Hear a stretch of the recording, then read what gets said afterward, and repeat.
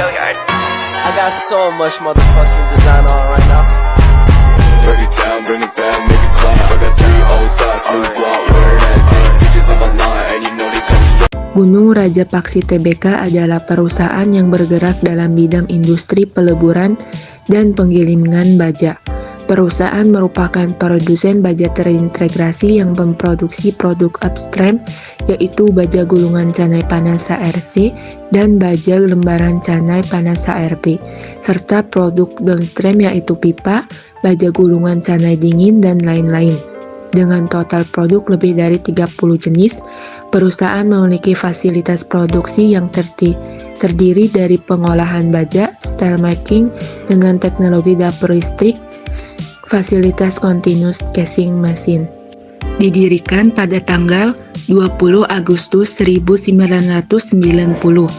Tanggal perusahaan terdaftar di BII adalah pada tanggal 19 September 2019.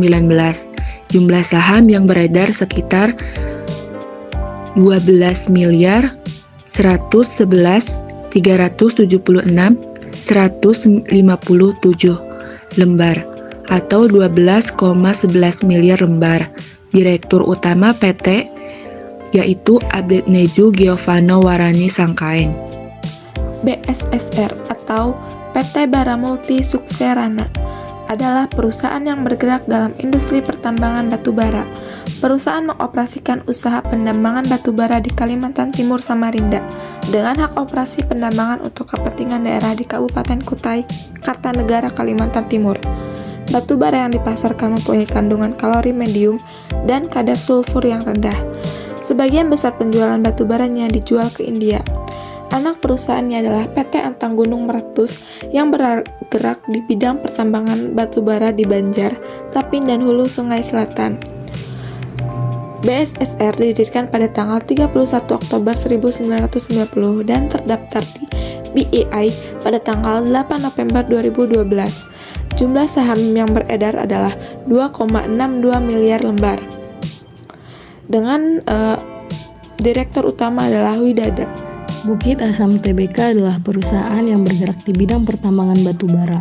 Kegiatan usahanya meliputi melakukan operasi penambangan batubara, termasuk penelitian, eksplorasi, eksploitasi, pengolahan, pemurnian, pengangkutan, dan perdagangan, mengelola dan mengoperasikan pelabuhan dan dermaga untuk batubara, baik untuk penggunaan internal maupun eksternal, mengelola dan mengoperasikan pembangkit listrik termal, baik untuk penggunaan internal maupun eksternal, dan menyediakan jasa konsultasi dan rekayasa terkait pertambangan batubara dan produksi. Perusahaan memiliki konsesi pertambangan batubara di beberapa daerah di Indonesia, termasuk di Tanjung Enim, Peranap, Pelaran, dan Umbilin. Perusahaan juga terlibat dalam pembuatan briket. Pabrik briket berlokasi di Tanjung Enim yang menghasilkan briket berkarbonasi di Natar dan Gresik yang menghasilkan briket non-karbonasi. Didirikan pada tanggal 2 Maret 1981, tanggal perusahaan PTBA terdaftar di BI pada tanggal 23 Desember 2022 dengan jumlah saham sekitar 11.620.659.250 lembar atau 11,52 miliar lembar. Direktur utama PTBA yaitu Arsal Ismaili. Adaro Energi Indonesia Tbk adalah perusahaan yang bergerak di bidang pertambangan batubara terintegrasi melalui anak perusahaannya. Kegiatan usahanya meliputi pertambangan, tongkang, ship loading, pengerukan, layanan pelabuhan, pemasaran, dan pembangkit listrik. Perusahaan menghasilkan batubara termal dari lokasi penambangan yang berada di Kalimantan Selatan, Indonesia. Batubara dipasarkan dengan merek Envirocol. Anak perusahaannya adalah PT Alam Tri Abadi dan PT Septaindra Sejati. Didirikan pada tanggal 28 Juli 2004, Tanggal perusahaan ADRO terdaftar di BEI pada tanggal 16 Juli 2008. Jumlah saham yang beredar sekitar 31.985.962.000 lembar atau 31,99 miliar lembar. Direktur utama PT ADRO adalah Garibaldi Thohir. Laporan tahunan keuangan BSSR. Berdasarkan data laporan di atas, dapat dinyatakan bahwa aset perusahaan ini selalu meningkat setiap tahunnya. Adapun liabilitas perusahaan sedikit mengalami penurunan, diestimasikan pada tahun 2022 sebesar 2,90 triliun. Untuk modal perusahaan cenderung mengalami kenaikan, akan tetapi pada tahun 2022 mengalami penurunan dan diestimasikan pada tahun 2022 sebesar 3,50 triliun. Laporan tahunan keuangan PTBA. Berdasarkan data laporan di atas, dapat dinyatakan bahwa aset perusahaan ini selalu meningkat setiap tahunnya. Adapun liabilitas perusahaan sedikit mengalami penurunan, diestimasikan pada tahun 2022 sebesar 16,50 triliun. Untuk modal perusahaan cenderung mengalami kenaikan, hanya pada tahun 2022 mengalami penurunan dan diestimasikan pada tahun 2022 sebesar 28,90 triliun.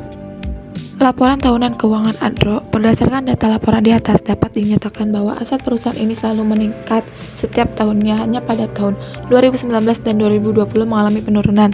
Adapun liabilitas perusahaan sedikit mengalami penurunan, diestimasikan pada tahun 2022 sebesar 66,90 triliun. Untuk modal perusahaan cenderung mengalami kenaikan, hanya pada tahun 2019 mengalami penurunan. Laporan tahunan keuangan GGRP. Berdasarkan data laporan di atas, dapat dinyatakan bahwa aset perusahaan ini selalu meningkat setiap tahunnya, hanya pada tahun 2019 dan 2020 mengalami penurunan. Adapun liabilitas perusahaan sedikit mengalami penurunan, diestimasikan pada tahun 2022 sebesar 6 triliun. Untuk modal perusahaan cenderung mengalami kenaikan, hanya pada tahun 2017 mengalami penurunan. Valuasi saham menggunakan metode discount cash flow. Pada step ke-1 memperoleh data dividen, EPS atau earning per share, PR atau price earning ratio yang akan dievaluasi selama 7 tahun terakhir. Pada step kedua menghitung rata-rata DPR atau dividend payout ratio dan EPS growth.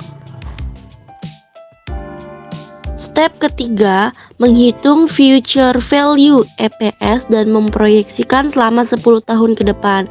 Berdasarkan contoh yang tertera, EPS T-1 adalah EPS pada tahun sebelumnya, yaitu pada tahun 2022. FV EPS dapat diperoleh dari present value atau EPS T-1 dikali 1 ditambah G atau growth atau CAGR yang sudah dihitung. Selanjutnya step keempat, menghitung akumulasi dividen berdasarkan contoh yang sudah ada. Future value EPS adalah hasil perhitungan pada step yang ketiga, sedangkan DPR adalah hasil perhitungan pada step yang kedua. Menghitung future value didapat dengan mengalihkan antara FV EPS dengan DPR.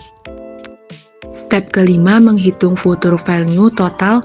Nilai PVR dapat dicari dengan cara mengalihkan PVS yang tertera di step 3 dengan mengambil nilai pada tahun ke-10 atau tahun 2032 dengan per low merupakan per terendah yang didapatkan dari step pertama, sedangkan nilai dividen pada tahun ke-10 atau tahun 2032 yang sudah dijelaskan pada step keempat. Step ke-6, menghitung present value atau harga wajar saham.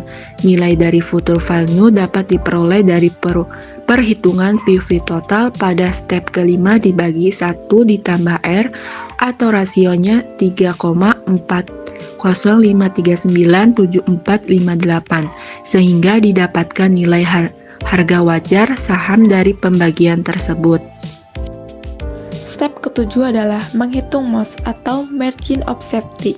Langkah yang pertama yaitu selisihlah harga wajar saham dengan harga saham di pasaran pada saat itu.